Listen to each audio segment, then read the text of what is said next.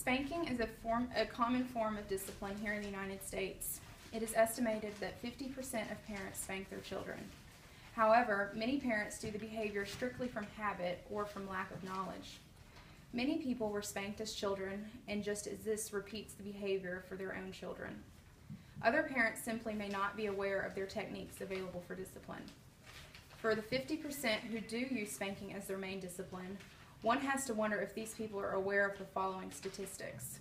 Spanking has long-term consequences such as increased aggressiveness, antisocial behavior, and delinquency. Physical punishment can send mixed messages to a child. For an aggressive child or one who hits others, it sends a very strange message to the child when they are physically punished for the exact same behavior that he or she just exhibited. When parents model aggressive behavior by spanking, they completely reinforce the idea that physical aggression and domination is the way to get what you want. Spanking is associated with a poor relationship between the parent and the child.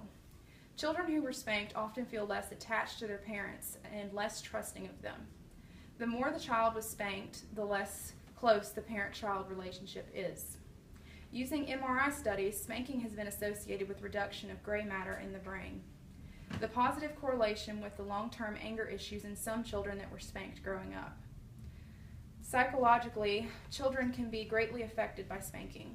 Children who are not afforded dignity or are not treated in a respectful manner have the difficult time learning those things are about. When parents become overwhelmed, it may seem that spanking is the only alternative. However, there are other good and certainly less violent options of discipline. When a parent feels the need to spank, they should stop what they are doing and calm down. Upon feeling the urge to hit your child, leave the situation if you feel safely to do so. Just calm down, count to 10, and remember that they are just an innocent child.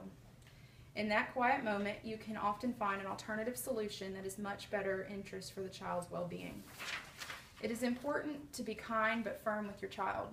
Clearly state what you want and or expect of your child. Another very important factor of discipline is to get down on your child's eye level. Touch them gently and tell them in a short but kind, firm phrase what you expect of them and what you want them to do. Giving children choices is also an alternative to spanking. If, for example, your child is playing with his food at the dinner table, offer them a choice. Would you like to stop playing with your food, or would you like to leave the dinner table? If the child continues playing with his food, help him down from the table and tell him he may return when he can come back politely without playing with his food. Lastly, use logical consequences. Consequences that are logically related to the behavior help teach children responsibility. If a child breaks a window and is spanked, what kind of lesson has he learned? He learns to hide his mistakes, blame it on someone else, to lie, or mainly to try not to get caught. Children learn so much from their parents.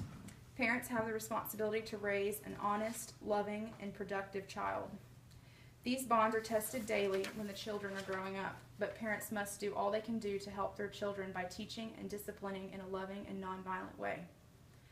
Here's a quote that I think puts everything into perspective. If you strike an animal, it's called cruelty. If you strike an adult, it's called assault. But if you strike a child, it's called discipline.